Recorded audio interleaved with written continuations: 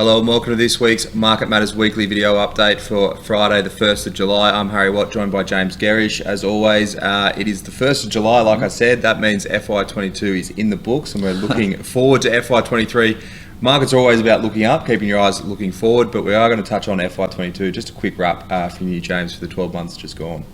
Yeah, a tough 12 months, there's no doubt about it. I mean, the ASX 200 was down a bit over 10%. If I look at what happened globally, the S&P 500, they were down 12% for the 12 months. They were down 21% for the 6 months. They look at, they'll call this their first half of the year. So, a tough period for stocks. And I think there's a lot of divergence between sectors in the market. We wrote in yesterday afternoon's note just around that, near 40% decline in tech.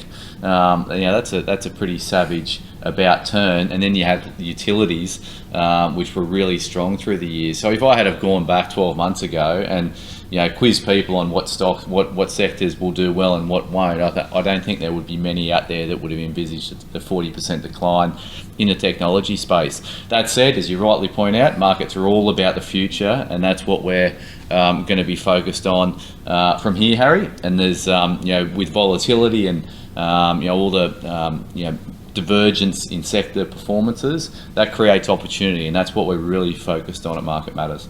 Definitely. MM 3.0 is now up and live, and that's also brought on a number of new subscribers. So we're going to talk about the portfolios that you run for Market Matters briefly. Can you just give us a sort of top level view of each of the portfolios for the new subscribers we've got at Market Matters? Yeah, so we launched the third version of the Market Matters website about a week ago.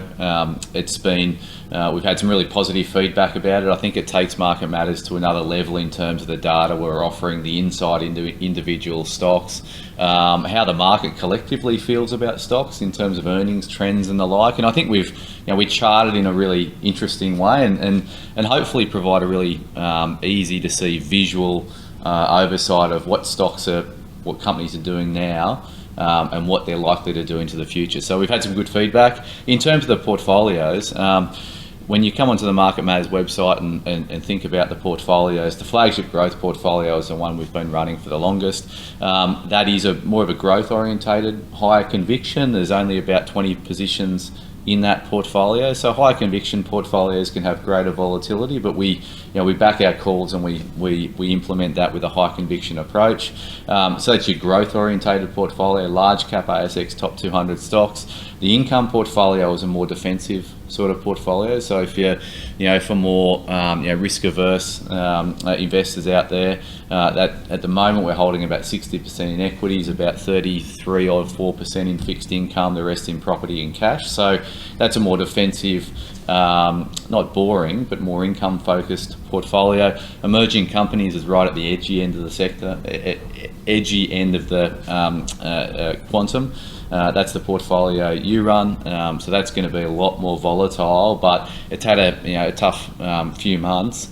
If the market does get a run on, that's going to be your place to get the most alpha. And then the two international portfolios, international equities and the macro ETF, which is a little bit of a different alternative asset portfolio.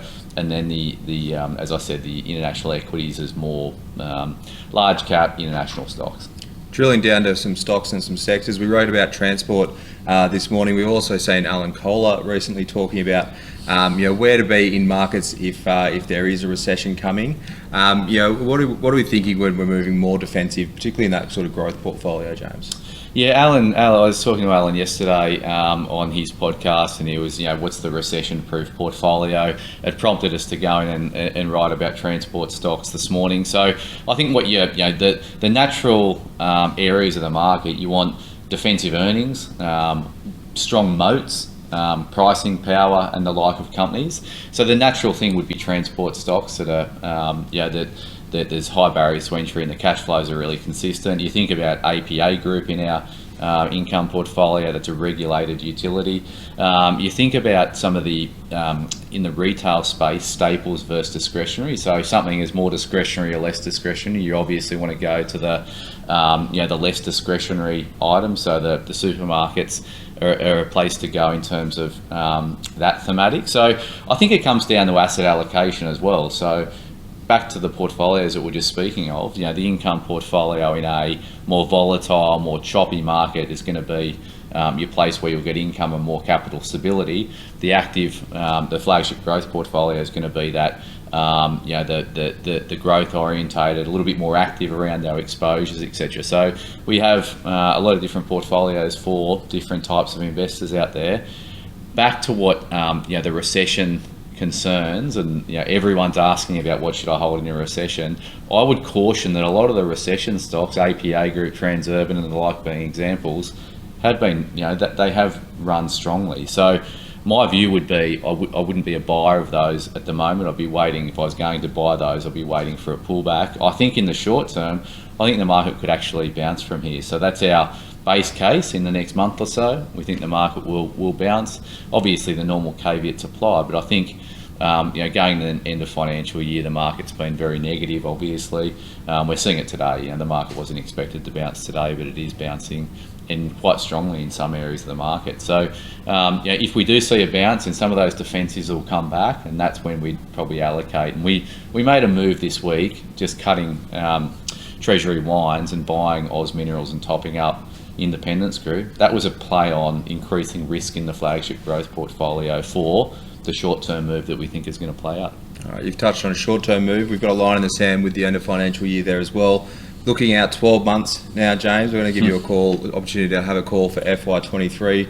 If you mentioned last year, 12 months ago, if anyone had said tech was going to be down 40% in FY22, you would have been shocked. In FY23, what are we going to see sector-wise from your point of view? Look, I think it'll be choppy. I think calls about the index is futile. I mean, we had UBS out recently, and we utilised a bit of UBS research, but they came out and downgraded their ASX 200 call down to 7,000 from 7,700. I mean, the market's already dropped from 7,600 down to 6,400, and now they're making the move. So all these sort of outlandish predictions about where the index will be, I think are probably a little bit futile, particularly given the backdrop we're about to, or the environment we're entering. I think what we'll see is, again, this choppy rotation around sectors. I think the next key thing that will dictate where markets go in the latter part of the year is earnings. Obviously, over time, share prices follow earnings, so it's going to be really important to see what the earnings are on Aussie corporates. I think one thing, and we're hearing it in particularly in the mining space, but also in other areas of the market where costs are going up, and that's having a big impact on margins.